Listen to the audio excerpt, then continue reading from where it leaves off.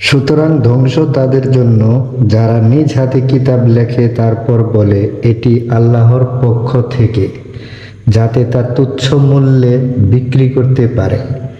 তার পরিণামে তাদের জন্য ধ্বংস, আর তারা যা উপার্জন করেছে তার কারণেও তাদের জন্য ধ্বংস। আল বাকারা ৭৯।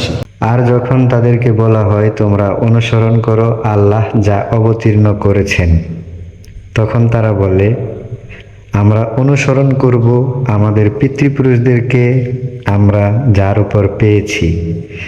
যদি তাদের পিতৃপুরুষ কিছু না বোঝে এবং সৎপথপ্রাপ্ত না হয়, তাহলেও কি তারা তাদের অনুসরণ করবে? আল বাকারা ১৭০।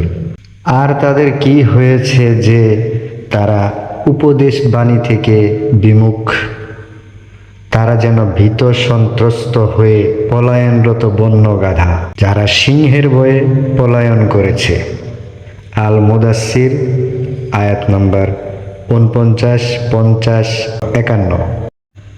আর তোমার পূর্বে আমি যেসব রসূল প্রেরণ করেছিলাম তুমি তাদেরকে জিজ্ঞাসা করে দেখো, আমি কি দয়াময় আল্লাহর পরিবর্তে অন্য কোনো উপাস্য ঠিক করে দিয়েছিলাম যাদের উপাসনা করা যাবে? আজ-জুখরুফ আয়াত ৪৫। তাদের জন্য এমন কোনো শরীক মিথ্যা উপাস্য আছে যারা তাদের দ্বীনের বিধান দিয়েছে যার অনুমতি আল্লাহ দেননি?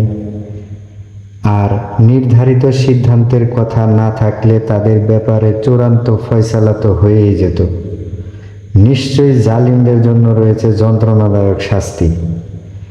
তুমি জালিমদের দেখতে পাবে ভীত সন্ত্রস্ত তাদের কৃতকর্মের জন্য, এবং তাদের উপর তা পতিত হবে। আর যারা ঈমান আনে ও সৎকর্ম করে জান্নাতের উদ্যানসমূহ থাকবে তাদের জন্য। ঈমান আনবে ও সৎকর্ম করবে। আশ-শূরা ২১। নিশ্চয়ই এই কোরআন তোমার এবং তোমার জাতির জন্য উপদেশ, আর অচিরেই তোমাদেরকে এ ব্যাপারে জিজ্ঞাসা করা হবে। আজ-জুখরুফ আয়াত ৪৪। হে ঈমানদারগণ, আমি কি তোমাদেরকে এমন এক ব্যবসায়ের সন্ধান দেব যা তোমাদেরকে যন্ত্রণাদায়ক শাস্তি থেকে রক্ষা করবে?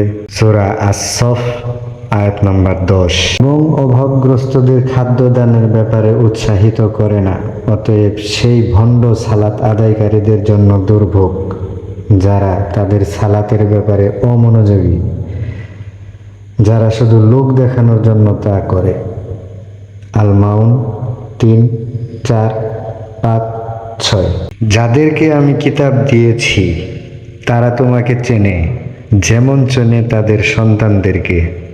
নিশ্চয়ই তাদের মধ্যে একটি দল সত্যকে গোপন করে, অথচ তারা জানে। সূরা আল বাকারা আয়াত নম্বর ১৪৬। জেনে রাখো, খাঁটি আনুগত্য কেবল আল্লাহর জন্য।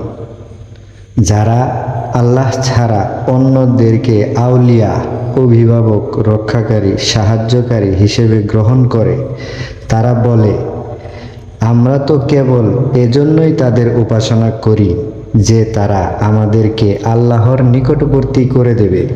নিশ্চয়ই আল্লাহ তাদের মতভেদের ব্যাপারে মীমাংসা করে দেবেন যে তারা ছিল মিথ্যাবাদী কট্টর কাফির। নিশ্চয়ই আল্লাহ তাদেরকে সৎ পথে পরিচালিত করেন না। আজ-জুমার আয়াত নম্বর ৩।